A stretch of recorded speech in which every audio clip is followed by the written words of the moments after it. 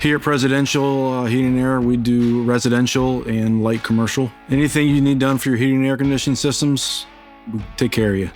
We were founded in 1981. We serve Montgomery County and the surrounding DC areas. We're here locally based in Gaithersburg, Maryland.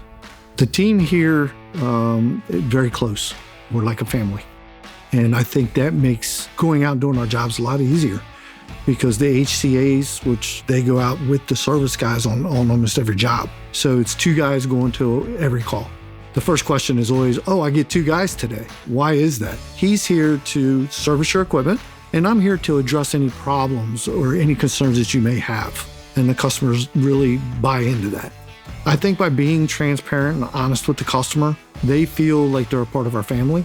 They feel like they're being taken care of.